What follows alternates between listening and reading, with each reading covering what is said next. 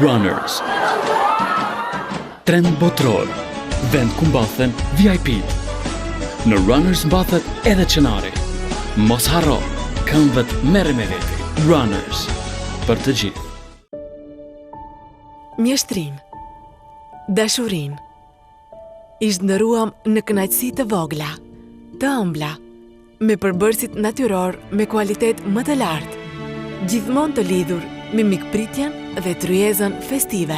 131 vite, tradit në krijimin e produkteve që janë mënyra më e mirë të thuash mirë se erdhe, me fat muaj i Ramazanit, Evropa, llokum dhe praline.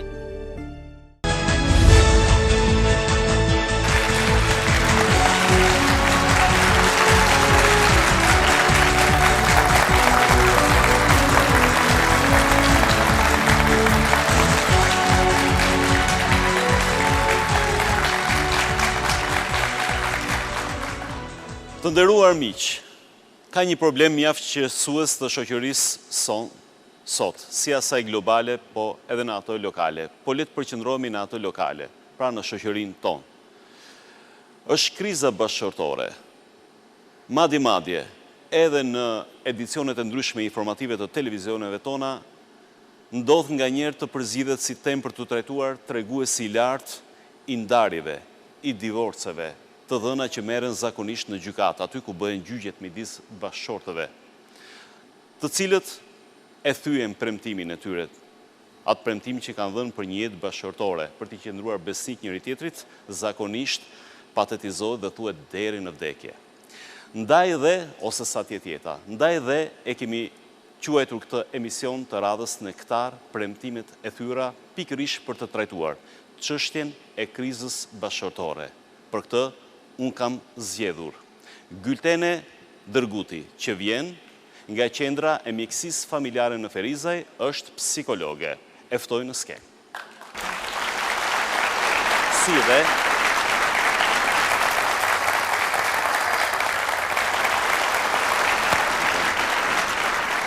Si dhe Recep Bytyqi. Është hoxh.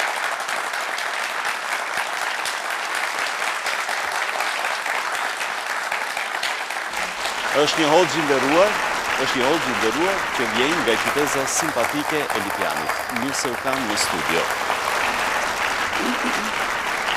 Atëherë, le ta fillojmë me ju, zonjë nderuar. Në fillim le të bëjmë një skaner dhe më pas të japim recetat për këtë fenomen. Në këndvështrimin tuaj, si e shikoni krizën bashkëtorë? Vërtet, ndoshta, sepse nga njerë një çështje varet dhe në këndvështrimet të caktuara. Ne mendojmë që gjithë këqijat janë mbledhur në këtë epokë, por zakonisht problematikat, krizat e ndryshme, e keqja, siç mund thuhet me një fjalë të vetmet, e përshkruan gjithë histori njerëzore. Vërtet, a mund të quhet që mund thuhet sot që krizat bashkëtorë kanë arritur një pikë vërtet për t'u shqetësuar, pra, e kam fjalën për divorcë që e rrezatojnë më mirë këtë krizë në shoqërinë tonë? Është e vërtet kjo? Mund ta marrim si alarmante? Së pari ju përshëndes me juve dhe gjithë stafin realizues të dhe shikuesit e këtij emisioni. Para se të vim te kriza bashkëtorë, para kisha dashur të them që të flasim për martesën. Ne e dim që martesa është një udhtim i gjatë. Dhe askush nuk e fillon martesën me një qëllim që të kemi, do të provojmë po martohemi, do të provojmë një vit, 2, nëse shkon mirë, nëse nuk shkon ne po përfundojmë. Secili e fillon me ëndra. Do me thënë kushtimisht edhe në popullat themi duke ëndruar princin me kali të bardhë, apo ndryshe, ndërsa ona tjetër ëndron princeshën, duke aluduar në një perfeksionizëm të bashkëshortit. Me fillim, martesa krijohet nga një qift, do më thënë nga 2 persona dhe më duhet fillosh të mendosh në ne, dhe jo në individ. Është sfida e parë, do më thënë, tek qifti që i ballafaqohen në martesë. Dhe që për të dytë nevojitet një adaptim. Nuk është, do më thënë, shpesh herë tek ne çdo gjë kamerat orientohen pas nusës, do më thënë, nga gruaja, duke pritur që ose duke edhe pritur që është normale që ajo të ketë një fazë të adoptimit. Njëkohësisht i nevojitet adoptim edhe mashkullit, sepse edhe pse është në familjen e tij, domethënë për kulturën tonë kosovare po flasim, përsëri atij është ardhur një mysafir për cilin është burri, është personi më i afërt për të. Edhe është ura lidhse mes anëtarëve tjerë të familjes. Dhe në këtë rast, nevojitet një përgjegjësi shumë e madhe dhe e mashkullit, por nevojitet edhe një përgatitje psiqike.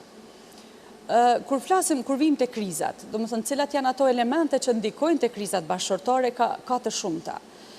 Ajo që mua më brengos shumë është edhe kultura jonë.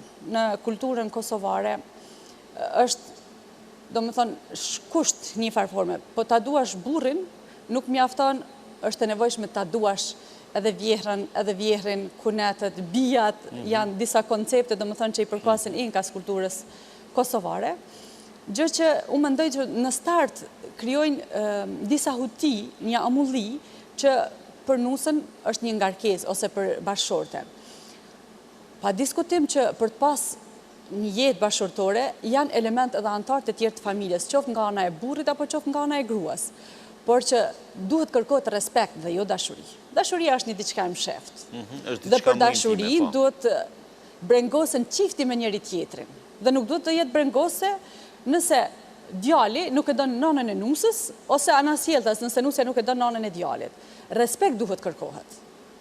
Respekti është diçka që mund të bëhet, nuk kërkon shumë nuk kërkon edhe para fare. Dhe ndër të parat shpeshherë është kjo, domethënë që bëhet konflikt mandej papërshtatshmëria e nusës me rregullat e familjes, ose kur ndikon edhe në xhelozin, sepse shpeshherë raporti vjehër nuse në Kosovë, edhe në disa vende të lindjes, në Perëndim nuk bëhet fjalë për këtë, por raporti edhe i vjehrës djalit njëkohësisht, ata krijojnë një farë presioni mbi çiftin, ndonjëherë në mënyrë të vetëdijshme, ndonjëherë në mënyrë të pavetëdijshme, por që ndikon në harmoninë e çiftit. Gjë që shpeshherë ka shku deri në divorcin e çiftit, duke pa i vlerësuar burimet që kanë çifti me njëri tjetrin. Po, krizat mund të jenë komplekse, vijnë nga shumë arsye. Ju po shtjelloni arsyet familjare, por kemi dhe arsye ekonomike, po kemi dhe arsye të sferës psikologjike, kemi pra një set arsyesh. A është e nevojshme që në parim një çifti t'i thuhet, madje që në fillim, që mos e kërkoj sido që t'jetë perfeksioni, sepse idealizmi i madh i jetës bashkëtorë i të ardhmës dhe mos përputhe me realitetin e gjërave mund të krijojnë edhe atë të çarën e parë. Pra është e nevojshme, madje unë ndoshta kam menduar duke u arktuar me imagjinatën time që në një dasëm, në një martesë, përpos orkestrës, ato çfarë janë ato gjithë që e përbëjnë atë dasmën, të kishte një vend dhe për psikologin, ose për psikologin që t'u fliste çiftit të cilët të mund të thoshte të paktën një tezë bazë, që për sosmërinë mos e kërkoni, sido që tjetë. Realisht, domethënë, një edhe prej problemeve ky që është pritshmëria në martesë, idealizimi. Nëse bëjmë një analizë të kulturës ose martesave në kohën e kaluar dhe tanishme në Kosovë, nëse flasim për faktorin ekonomik, në të kaluarën kanë qenë shumë të varfër familjet e tona. Dhe nuk i kanë gëzuar këto kushte ekonomike që sot ne i kemi. Nëse flasim për pavarësinë e gruas, në atë kohë gruaja ka qenë më e varur se sa sot, gruaja sot është më e pavarur, por problemet janë më madhore. Dhe shpeshherë është pritshmëria ajo që i bën që të kenë probleme, domethënë të idealizimi, sepse në çështjen tonë, domethënë në kohën e sotme, me futjen e gruas në ekonomi, në futjen e gruas në bashkëqeverisje të familjes, në aspektin financiar po flas, ose me arsimimin e saj, burri ka humbur shumë pavarësi. Domethënë tash po i themi e kundërtën, sepse normalisht çdo mashkull i sotëm e ëndron një grua intelektuale ta ketë dhe të ketë një bashkëfinancim familjar. Mirë po, në anën tjetër, nëse e konsiderojmë burrin në të kaluarën, ai ka pas një statut shumë të veçantë në familje. Sepse nëse ka punu burri që gjithë e kanë prit me mirë se ardhe, o mirë se erdhe, je lodh, dhe ka qenë normali që burrit shtrihet në shtrat me pushu, ta pres bukën e gatshme me krejto. Po kjo nuk ndodh edhe me nusën në Kosovë. Domethënë gruaja nëse punon, ajo përsëri duhet i ketë të gjitha rolet që i ka pas edhe më herët, të përgatisë ushqimin, të kujdeset për fëmijë, për veshmbathje, për pastrim, edhe është turp nëse gruaja prit që dikush tjetër t'ia bëj gati bukën. Domethënë shpeshherë familje të caktuara, gjithnjë flasim edhe për subkultura dhe për familje të caktuara, që është turp që gruaja ta ketë edhe një ndihmëse me pagesë në familje për arsye se gruaja të jetë një superwoman. Do me thënë, gruaja duhet të jetë aftë që të bëjtë gjitha.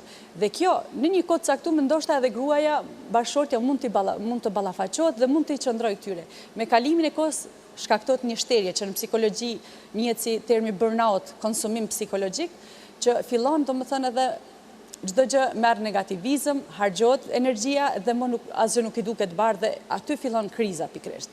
Mirë po, unë kam një mesazh për meshkujt që ata duhet t'i përveshin mëngët. Dhe nëse po bashkëfinancojnë familjen, atëherë edhe të bashkëqeverisin edhe punët e shtëpisë bashku. Më falë, sepse është një detaj, doli vetë ju, tema shumë i gjërë, që du të kemi një mirë kuptim në parim, tema shumë i gjërë dhe kërkon shumë qase, por edhe ne kemi minutat e kufizuar dhe të përpiqemi të themi sa më shumë gjëra të vlefshme brenda atyre pak minutave. Është një vendim në qeverinë shqiptare që ajo ndihma ekonomike mos i jepet burrit që shkon dhe e bën rushe kumbulla, por të jepet grua sepse është më nikoqire. Si u duket kjo? Më doli moment. Në hulumtimet shkencore, në çdo është më e ndjeshme ndaj ushqimit dhe familjes, po. Ku menaxherë janë femrat, janë dalë më të suksesshme. Do më thonë që edhe në familje, për arsye se gratë janë më të ndjeshme në aspektin e familjes, në veçanti kur gruaja krijon familjen dhe ka fëmijë, shumë e ndjeshme se sa meshkujt. Do më thënë, ne bëjmë përjashtime gjithsesi, mos na lëndohen meshkujt se po i bëjmë përgjithësime, por që femrat janë treguar më të suksesshme edhe në menaxhimin e financave për arsye të ndjeshmërisë emocionale për të ardhmen. Pikërisht. Tani, kalojmë tek ju, hoxhë nderuar. Ju lutem, kërkoja një qasje kuranore, një vizatim të jetës bashkëtorë me referencë kuranore. Si e përcakton këtë status Kurani, statusin e çiftit dhe çfarë prerogativash jep, çfarë urdhëresash ka me kush që të ruhet harmonia e jetës bashkëtorë. Shëndetet për zemrta, për juve dhe për teleshikuesit. Citati kuranor që flet drejt për së drejti për njërin prej institucioneve më madhështore mesin njerëzimit, është citat që paraprakisht do ndoshta me i cek që Kurani është i mbushur me citate kuranore o min ayatihi dhe prej fakteve, argumenteve të krijuesit, khalqus samawati wal ard, krijimi i qiejve dhe i tokës. Në këtë formë që imagjino do të krijimi 7 qiejve. Imagjino do se sa galaktika do të sot shkenca i vërteton. Për mi do të një numër që s'ka mundësi do të njeriu me perceptu. Në bazë të kësaj, të njëjtën formë citati kuranor kur flet për institucionin familjar apo do të për jetën bashkëshortore, thot o min ayatihi an khalaqa lakum azwaja min anfusikum azwaja. Dhe prej argumenteve të tija shkoqitëse, prej argumenteve dhe fakteve të tija mbi ekzistimin e tij, është që ka krijuar nga vetë lloji juaj bashkëshorte, liteskunu ileha, që ju do të gjeni preje tek këto. Dhe realisht këto do të këtë stat kuranor do të e thekson apo i qet do të në vetë do të 3 premtime që nëse njeri do të e mediton këtë stat kuranor dhe e ndërton jetën bashkëshortore mbi këtë stat kuranor, ai do të ketë një jetë të lumtur, saqë mundesh me thonë do të pa asnjë diskutim, njeriu do të i till bashkëshorti dhe bashkëshortja e bën do të një xhenet që i përgjason do të xhenetit botës tjetër. Stati kuranor vazhdon kështu duke thënë: "Wa ja'ala bainakum", dhe Allah është ai i cili krijon, do ja'ala bimana khalaqa. Dhe Allah është ai i cili krijon mawadda, do dashuri, wa rahma dhe mëshirë. Inna fi dhalika la ayatin liqaumin yatafakkarun. Më të vërtetë do në këtë madhështi, në këtë mrekulli, në këtë argument ka argumente shkoqitëse për ata të cilët meditojnë. Dhe paraprakisht çdo bashkëshort para se të martohet dhe çdo bashkëshorte para se të martohet, realisht njëri tjetrit i dhënë premtime, edhe premtime do të mëdhaja. Edhe pse stati kuranor do të ka quajtur për shembull kur ka thënë do të për betimin dhe premtimin e pejgamberëve ka quajtur do të mithaqun ghalidha. Do të njëjtën formë ka thënë që kur unë i kam thënë bashkëshortes sime se unë po të martoj ose po e martoj do të vajzën tënde, realisht i është dhënë një betim shumë i madh. Mithaqan ghalidha, do të mithaq, që do të një premtim dhe një betim shumë i madh. Dhe nëse njeriu e ndërton do të jetën mbi këto premtime, pa asnjë diskutim, ai e jeton do të periudhën më të mirë, apo do të arrin që gjatë kësaj jete bëhet njëri për njerëzve do të më të suksesshëm. Për shembull, do të dietarët kur flasin se sukses nuk ka do të pjesërisht. Mirë, po suksesi do të më qenë i përgjithshëm. Për me qenë një njeri i suksesshëm, ai do të patjetër ti plotësoj do të 4 elemente apo 4 shtylla kryesore që nëse do të njëra për këtyre do të ka problem, atëherë suksesi nuk është i përsosur. Suksesi i parë që njeriu me qenë i suksesshëm dhe me kuptu do të realitetin se pse është ardhur në këtë botë, është që bëjmë marrëdhënie të mira me krijuesin e shtatqeve. Dhe këto është temë në veti.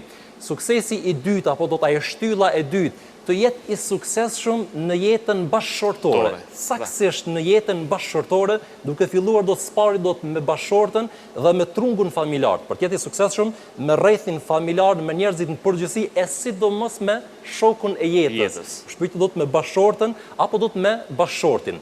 Dhe shtylla e tretë që njeriu do të me qenë i suksesshëm që do të moralizu, është që me qenë i suksesshëm në punën që ai e ka zgjedhur me dëshirën e tij.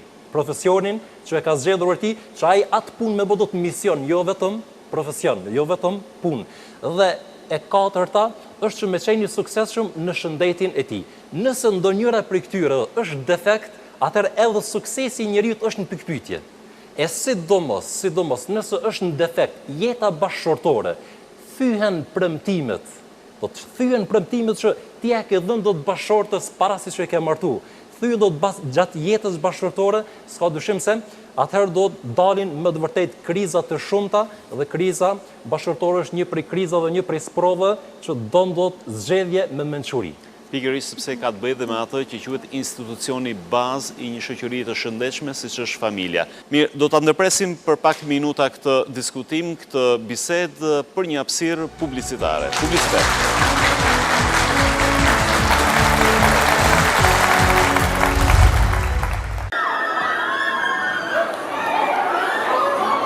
Runners. Trend botror. Vend ku mbathen VIP.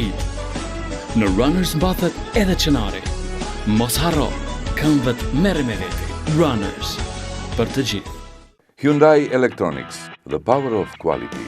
Produktet e brendit të njohur korean Hyundai tashmë edhe në Kosovë. Aktiv, distributor ekskluziv. Mjeshtrim, dashurim. I zhndëruam në kënaqësi të vogla, të ëmbla, me përbërësit natyror me kualitet më të lartë, gjithmonë të lidhur me mikpritjen dhe tryezën festive. 131 vite, tradit në krijimin e produkteve që janë mënyra më e mirë të thuash mirë se erdhe, me fat muaj i Ramazanit, Evropa, llokum dhe praline.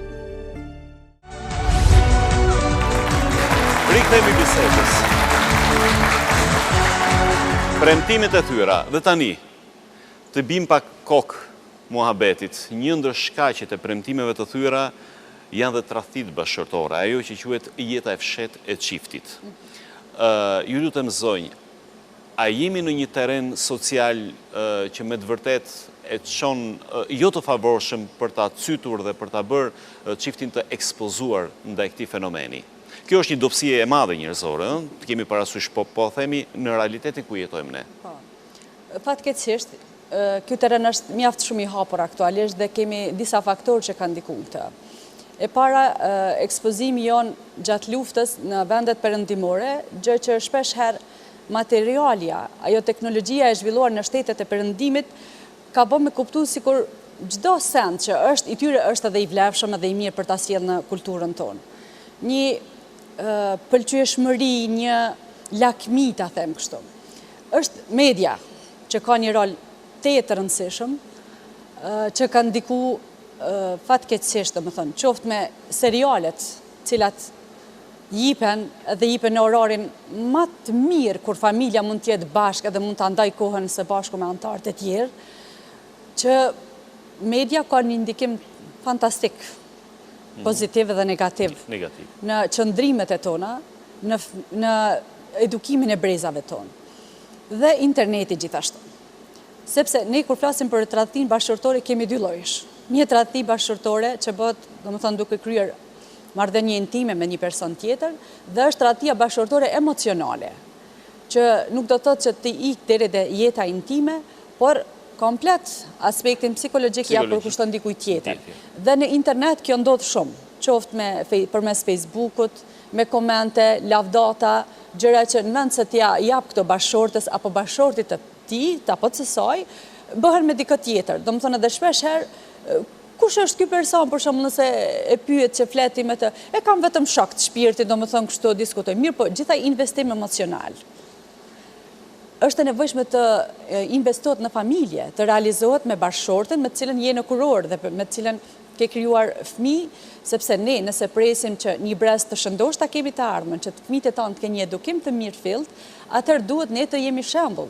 Ku këtu në këtë rast e kujtoj thënien e Radiut Aliut, Zoti qoftë i kënaqur me të që thotë, edukoni fëmijët tuaj 20 vite para se me lind. Dhe kjo ka të bëjë pikërisht. Dhe kjo pikërisht domethënë ka të bëjë me këtë që ne si prind duhet të kemi edukatën e mirë fillt, duhet të kemi qëndrimet tona stabile dhe të jemi vizionar për të ardhmen tonë se deri ku mund të ecim, dhe kjo nuk realizohet me tradhti. Kjo realizohet brenda bashkëshorësisë duke ruajt atë premtim, duke ruajt me shumë xhelozi martesën. Domethënë tash më ran mend nxora nga goja dhe punën e xhelozisë që patjetër që është edhe një ndjenjë shumë e nevojshme për ta ruajtur bashkëshorësinë xhelozia. Po xhelozia është edhe një faktor tjetër që në konceptin psikologjik është shkaktar edhe i divorceve shpesh herë, kur merr për masa patologjike. Kur e dim që qoftë burri ose gruaja në një nivel të sëmundjes, sëmundshmërisë ka xhelozi ndaj bashkëshortit, në çdo hap është në një nivel kontrollues ose tipi helikopterit që sillet vërdall mbi masën, edhe gruaja ose burri mund të jenë të tillë ndaj bashkëshortit të tyre, gjë që ndonjëherë e ngulfat, por ndonjëherë merr edhe për masa të nivelit psikotik, që ne e quajmë, domethënë kur na dalin pa edhe çrregullimet mendore që janë shkak i divorceve dhe i krizave, gjë që e imagjinon, e inskenon tradhtinë bashkëshortore, duke mos qenë fare. Domethënë edhe vajhalli për atë që e ka bashkëshort një person të tillë, sepse me të vërtet e ngulfat bashkëshortësinë edhe harmonia bie, domethënë, ndoshta në fillim edhe bashkëshortët e ndjeni nevojë dhe krijon satisfaksion, mua po më don përderisa po më xhelozon. Por ndonjëherë e ik kufirin e kësaj. Mirë, edhe do kemi, për sa i përket recetave, do të kemi edhe të tjera, pyetje të tjera trajtese, sepse kjo është shumë e nevojshme, njerëzit vërtet duan receta. Pra e vendosim gishtin mbi plak, të tradhtia bashkëshortore, nga pikpamja, po themi kuranore, si shpjegohet kjo, ose kush janë ato direktiva kuranore për ta frenuar tradhtimin bashkëshortore? Përderisa jeta bashkëshortore ndërtohet që mbi përgjithësi, do të bashkëshorti ka përgjithësi ndaj bashkëshortës së tij, dhe bashkëshortja gjithashtu do të ka përgjithësi ndaj bashkëshortit të saj. Dhe shtylla e dytë mund të thuash që për njerë është sakrifica, do sakrifikon njëri për tjetrin. Shtyllën e tretë automatikisht mundesh me vendosë se është dashuria sinqert, apo dashuria e çeltërt. Dhe në momentin kur bashkëshorti apo bashkëshortja e tradhton do të këtë dashuri, sepse do të njeriu do të me qenë do të i bindur se ai ka mundësi do të me pas komunikim dhe ka mundësi do të me pas takim do të me thënë më të shumta. Në aspektin do të për shkak të punës dhe për shkak të shoqërisë. Mi po shpyeti që në zemrën e tij qëndron do dashuria e vërtet vetëm ndaj bashkëshortës së tij. Edhe pse ai respekton të gjithë botën femërore, kështu do të është edhe me botën mashkullore, me botën femërore që i respekton do të gjithë burrat tjerë. Mirë po do të në zemër ka vetëm bashkëshortin e saj. Më falë, Recep, një parantezë, edhe si ku mos ekzistonte këto referenca që ju përmendët, këto citime nga Kurani, edhe në gjuhën sociale, tradhtia bashkëshortore ka konotacion negativ, besnikëria ka konotacion pozitiv, pra këtë nuk e diskuton askush. Edhe dëgjova dikë, një hoxh të nderuar që po thoshte që është brenda natyrës njerëzore në një farë mënyrë që ta uren mëkatin, edhe nëse bëhet, ta uren atë që është e keqe. Ndërkohësisht është pjesë e natyrshme që ta adhuron atë çka është e mirë. Apo jo? dietarët e përmenin një rregull që realisht nganjëherë do të njerëzit nuk mundin me paramendu, do të parasysh se është rregull si është çuditshëm, mirë po e vërteta është kështu. Fil Islami la yujud hirman. Në Islam nuk ka ndalesë. Mirë po çka ka? Ka do të kanalizim dhe ka frenim. Ti s'mundesh më mohu. Krijuesi ka krijuar njeriu në përgjithësi do të njeriu si njeri, krijesën më nderuar. Ka instalu në vetveten e tij disa epshe, pasione që s'mundesh me i mshef asnjëherë. Ka thënë krijuesi zujin elinasi hubbu shahawat, u janë zbukuruar njerëzve kënaqësitë nga kjo botë, kënaqësitë apo pasionet e kësaj bote, duke filluar minen nisai prej grave, prej kënaqësive do të prej grave, do të shpytje do të dhe për gjinin e kundërt. Wal banin, fëmijët, wal qanatir al muqantarati min al-dhahab wal fidda, dhe prej ngrumbullimit të pasurisë dhe arit. Wal khayl al musawwama, dhe prej kuajve të zbukuruara apo prej veturave do të luksoze. S'ke mundësi ti më mohu do të këtë, sepse jam i krijuar, jam i instaluar nga krijuesi me dëshirën e tij që unë i du në thellësinë e shpirtit tim, apo e du do të gjinin e kundërt. E du do të pasurinë, sepse do të kështu do të më ka kriju do të krijuesi. E du do të që më bë do të i njohur, sepse kështu do të më ka kriju do të krijuesi. Mirë, por përderisa do të krijuesi ti ka dhënë do të këto, nuk ka lënë asnjë pasion që është i rrënjosur në shpirtin e njeriu, në ndërgjegjen e njeriu, e që nuk i ka lënë do të kanale të pastërta. Do të i riu i cili do të e shef se ka nevojë do të përgjinin në kundërt, e ka lënë do të krijuesi institucionin më të shenjtë që është martesa. Dhe ai këtë pasion e shuan tek bashortja e tij dhe shndrohet do të në adhurim. Shndrohet në adhurim. Çështja e pasionit është që nganjëherë një fjali çarkullon që nuk është e vërtetë. Se po të mos ishte epshi pasioni, unë nuk do të kisha bërë do të mëkate. Po të mos ishte epshi i fuqishëm në trupin tim, nuk do ta kisha tradhtuar bashortën time. Kështu nuk shndron. Nuk shndron. Pse nuk shndron? Është pyetje që pasioni apo epshi i përgjason do të benzinës. Do të ne të gjithë kemi udhëtu do të përderisa kemi ardhur në këtë vend do të bukur. Mirë, benzina do të nëse çka është benzina? Është do të një element do të një lang që shmodon shpërthen apo do të bën fuqi shpërthyese. Nëse vendos do të në vetur, çka ndodh? Ti do t'i bën do të 100 kilometra edhe vjen shëndoshë mirë. Mirë, nëse e vendos njëjtin benzin, e vendos do të në motor, nuk e ke vendos do të vendin e duhur, edhe ti do të një dritë shumë e vogël, do të një shkripë shumë e vogël, ka mundësi që do të e kall do të veturën edhe vetë dëmtohesh. Edhe epshi njeriu është i tillë. Nëse njeriu do të epshin e tij e frenon, e kanalizon do të në rrugë të pastërta, ai do të ngritet tek Allah do 2 herë. Ngritet tek krijuesi i madhëshëm do 2 herë. Spari do të ngritet që është përderisa nuk është i martuar me zështo tek epshi apo pasioni, nëse ai nuk është i martuar, edhe nuk i ka mundësi për të martuar, ai realisht do të e ul shiqimin. Dhe kjo është ajo recepta që nëse njeriu e praktikon këtë citat kuranor, nuk ka mundësi do të merron në mëkatin para martesës. Jo e le do të më kur ai njeriu do të martohet. Çka thon krijuesi, qul lil mu'minina yaghuddu min absarihim, thuaj besimtarëve le ta ulin shiqimin e tyreve. Që është një prej adhurimeve më madhështore. Unë kam mundësi do të për të falur do të namazin 5 herë në ditë, farz që janë. Ose kam mundësi do të, po s'kam mundësi do të me bë do të më shumë se 5 herë, sepse është farz, është i caktuar. Kurse kam mundësi do të me bërë adhurimin madhështor me 10 herë gjatë ditës nëse unë e uli shiqimin. Dhe kjo është adhurim, prej adhurime që nganjëherë do të nuk praktikohet, apo do të si rezultat i mos respektimit të urdhri, ka mundësi që vjen deri tek kriza bashkërtore apo tradhtia e bashortës që është një prej mëkateve të mëdha do të për njerë do të mas shirkun ndaj Allahut të Madhërisht. Me vërtet kjo është shumë e vërtet, sepse sërish i referohem gjus dhe konteksti social. Nëse kemi njëri i cili e kontrollon shikimin, për atë ka një përshtypje të mirë në shoqëri, nëse mban vështrimin, dhe nëse kemi një individ i cili i kalon shikimet saktë dhe andej, vërtet edhe shoqëria ndodh që nuk mendon mirë për të, madje e shprehtë me gjuhën e saj. Do të kemi edhe pjesën e tretë e emisionit, sërish pasi hapësirë publicitare, për të ofruar disa receta në ndihmë të atyre që nuk do t'i thyen premtime dhe nuk e dëshirojnë këtë gjë. Publicitet.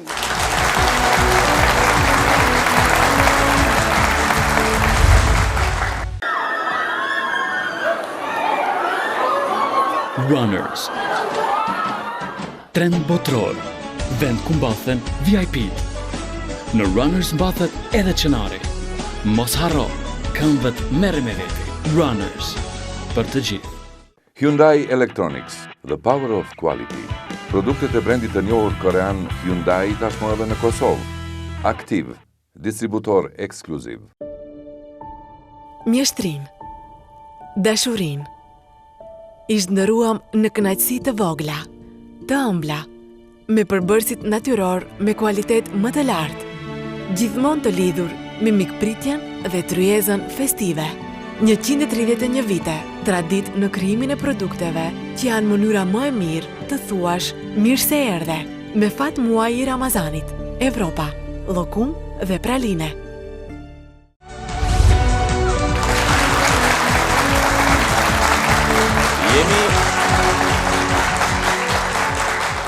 Jemi në pjesën e tretë të emisionit, premtimet e thyera, të titulluar. Ne përmendëm vetëm tradhtit bashkërtore, pra të jetën e fshehtë të çiftit, si një prej arsyeve bazë të krizës bashkërtore, por kemi edhe fenomene sociale, siç është bigjozi, të rendurit pas bigjozi, të rendurit pas konsumimit të alkoolit, që gjithashtu dhe ato janë një faktor mjaft determinant, besoj, në krizën bashkërtore. Ju lutem, mund ta trajtoni edhe pak të gjë dhe sigurisht të ofrojmë recetat e duhura, se si mund të bëhet më mirë. Gjithsesi nuk duhet ikur ky fakt për arsye se alkooli ka marrë mjaft për masa në familjet tona, gjë që alkoolizmi realisht, dhe më thënë, qoftë nëse është burri, gratë janë më rrallë, po fatkeqësisht, dhe më thënë, edhe tek femrat, kjo dukuri ka filluar të zhvillohet në kulturën tonë. Gjë që fillimisht, dhe më thënë, krahas aspektit material, që shpenzohen leku i familjes edhe i fëmijëve në alkool, na sillen edhe probleme të tjera psikologjike. Dhe më thënë, konfliktet me bashkëshortën, vonesat e vonshme, dhe më thënë që me atë edhe zhvillohet edhe jeta e natës njëkohësisht.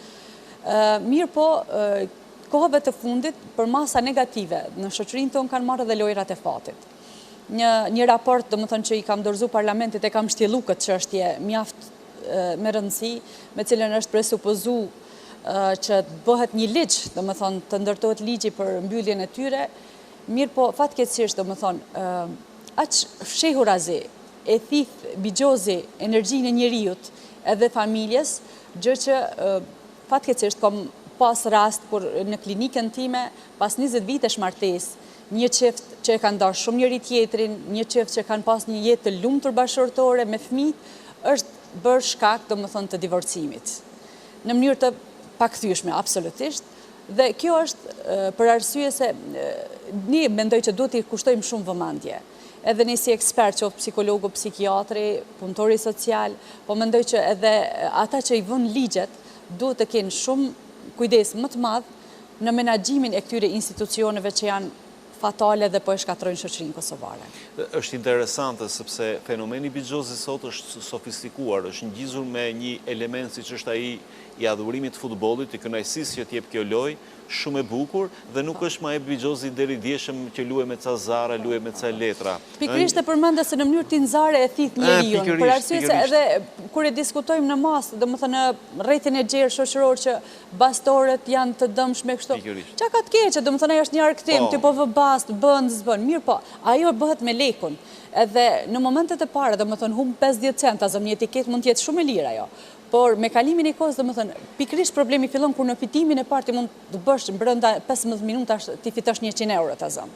Dhe kjo e nxit atë më shumë. Mirë po, ne kemi rastet kur si rezultati i bigjozit futet në kredi, futet në vjedhje, deri domethënë te krimet më të rënda në shoqëri, ajo shkon domethënë shkallë, etap pas etape, deri te krimet më të rënda gjenden domethënë si rezultat i bastorëve, domethënë apo lojrave të fatit.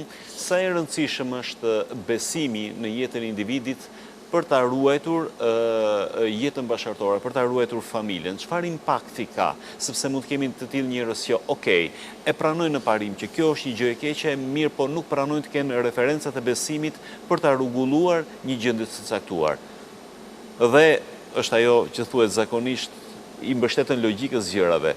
Ktu ka ndonjë mospërputhje? Besimi lun rol të rëndësishëm për një jetë bashkëtorë të lumtur. Në plot kuptimin e fjalës është ndoshta shtylla kyçe.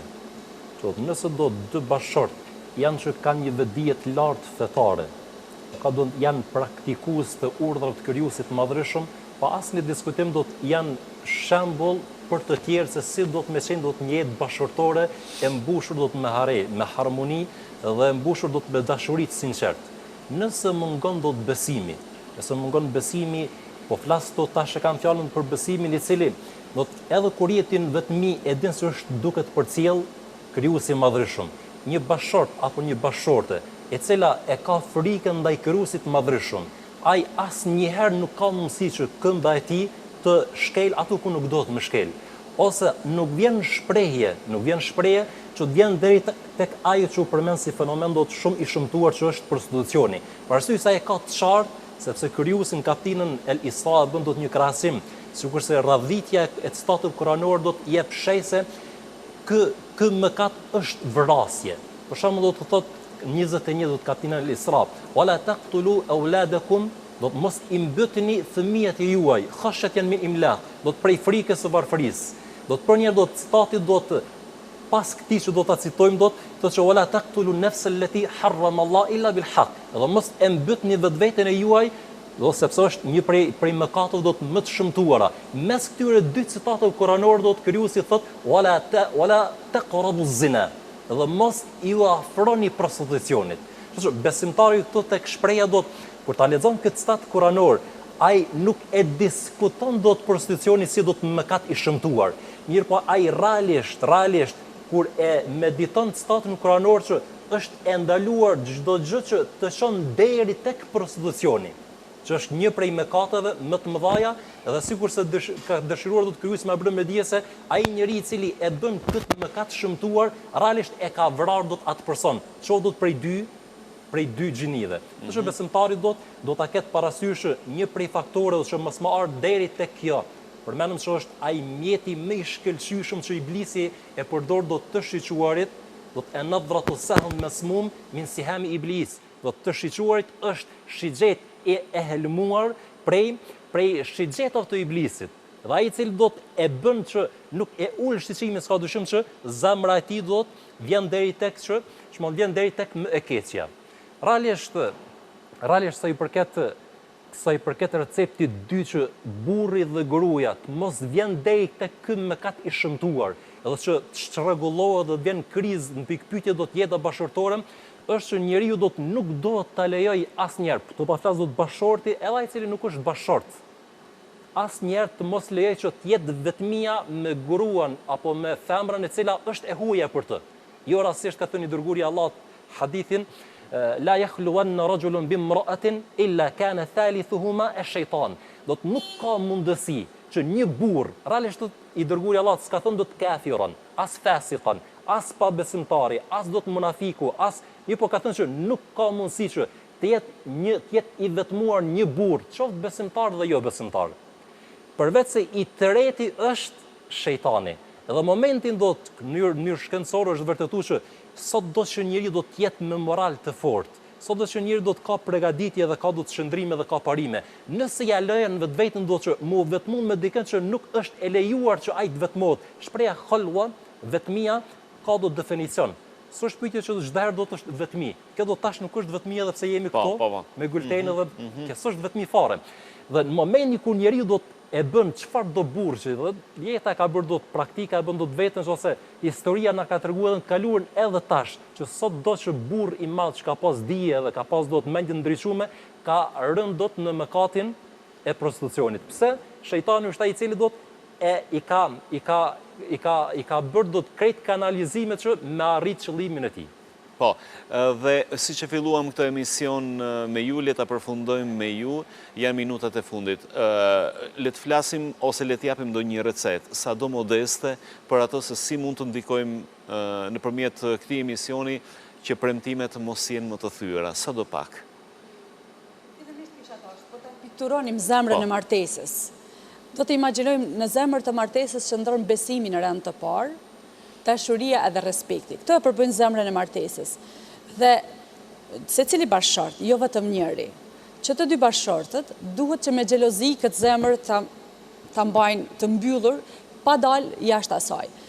Ne i përmendëm disa nga faktorët, se ka dhe shumë faktorë tjerë që e rrezikojnë martesën ose bashkëshortësinë e vënë në krizë. Mirë po, është shumë e rëndësishme kjo në fillimisht. Mandej më kujtua njëkohësisht një autor I cili ka bë në Universitetin e Nebraskës ka bë hulumtim se çfarë mban një familje të shëndosh, çfarë mban një familje të qëndrueshme dhe në rend të parë ka parë se është lidhja fetare që ka ndiku që bashkëshortët të kenë një jetë të lumtur. Dhe në këtë kuptim, shkuarja e tyre, ata kanë qenë të krishterë në kish, me rregull dhe në vazhdimsi. Gjë që domethënë komuniteti fetar, musliman mund ta praktikojnë të duke shkuar së bashku në xhami ose në një ligjërat, në një tribun, në një koncert fetar, gjë që ajo ndikon që bashkëshortët të ndihen mirë. Faktori tjetër është edhe lëvdata apo mirënjohja që mund t'ja bëjë njëri tjetrin. Në kulturën kosovare gjithnjë po flas.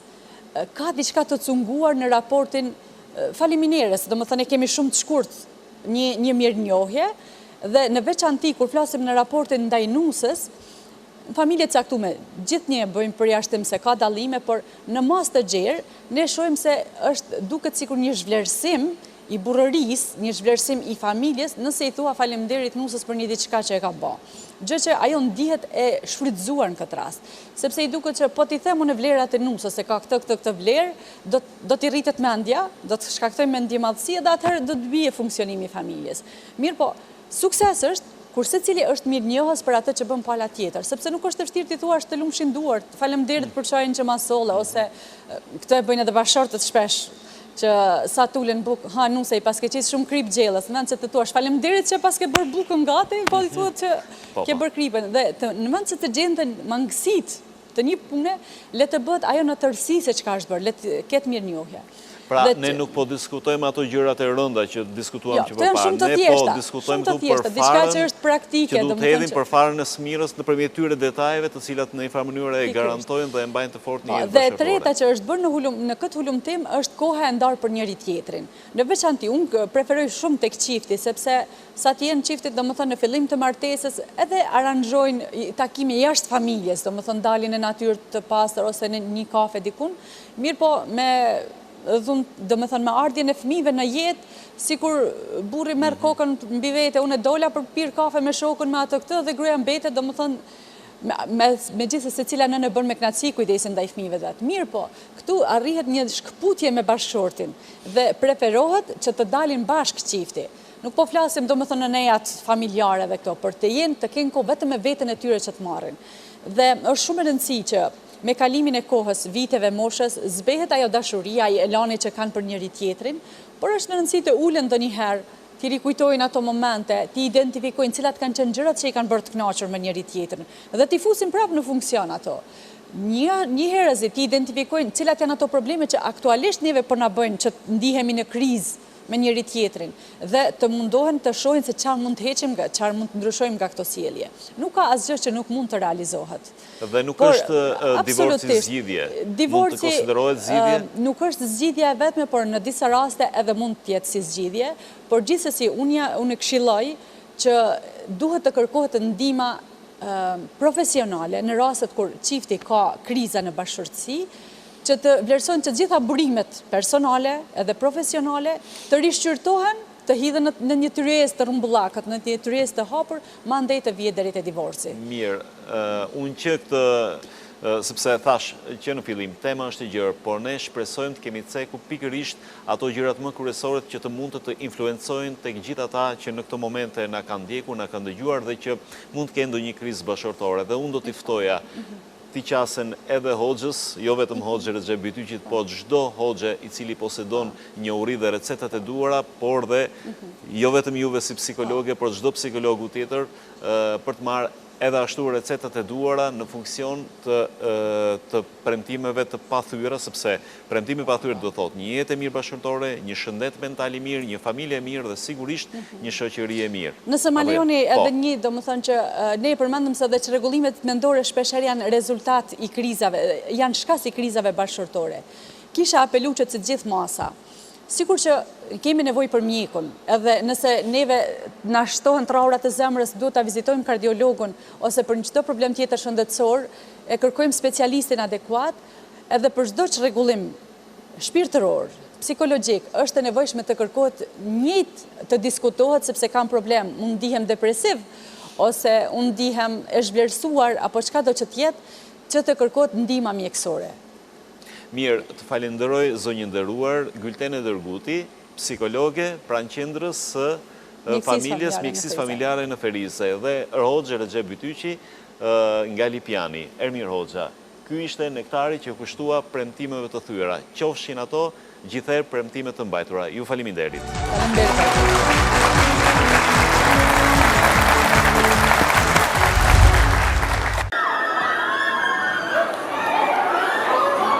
Runners. Trend botror. Vend ku mbathen VIP.